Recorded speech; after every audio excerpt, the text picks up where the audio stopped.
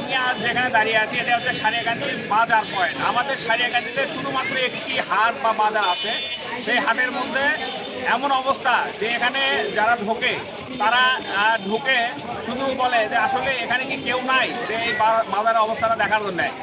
আপনাদেরকে আমি এই ভিডিওতে দেখাচ্ছি যে এই ভিডিওতে যে আপনারা দেখতে পারবেন এখানে এত বেশি নোংরা অবস্থা থাকে এবং পানি আটকে থাকে। একজন মানুষ খালি পায়ে হেঁটে যেতে পারে না, একটা গাড়ি যাইতে পারে না, গাড়ি গেলে প্রতিনিয়ত কোনো না কোনো ঘটনা ঘটে। আসলে পৌরসভার এত ইম্পর্টেন্ট একটি হাট হওয়ার পরেও কেন এখানে পৌর কর্তৃপক্ষ নজর নাই, এটা বাজারের যত ব্যবসায়ী আছে তাদের প্রশ্ন। আমরা বাজারের ব্যবসায়ীরা চাই যে অতি সত্ত্বর যেন এখানে এই বাজারের এই অবস্থা এই অবস্থাটা ঠিক করে জনদুর্ভোগটা কমাতে পৌরসভা কর্তৃপক্ষ নজর দেয়। আপনারা আমার এই ভিডিওতে দেখতে পাবেন বাজারে আসলে কি ধরনের নোংরা হয়ে আছে এবং কি ধরনের অবস্থায় আছে।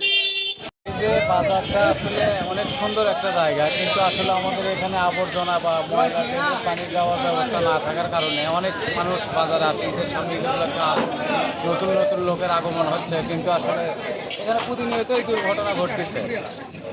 আসলে এটা পৌরসভা কর্তৃপক্ষের কাছে আসলে জানানো উচিত যে এই জায়গাটা কিছু রাবিশ টাবিশ দিলেও অন্তত উপকারে আসছে মানুষ, না হলে প্রতিনিয়ত এখানে দুর্ঘটনা ঘটছে।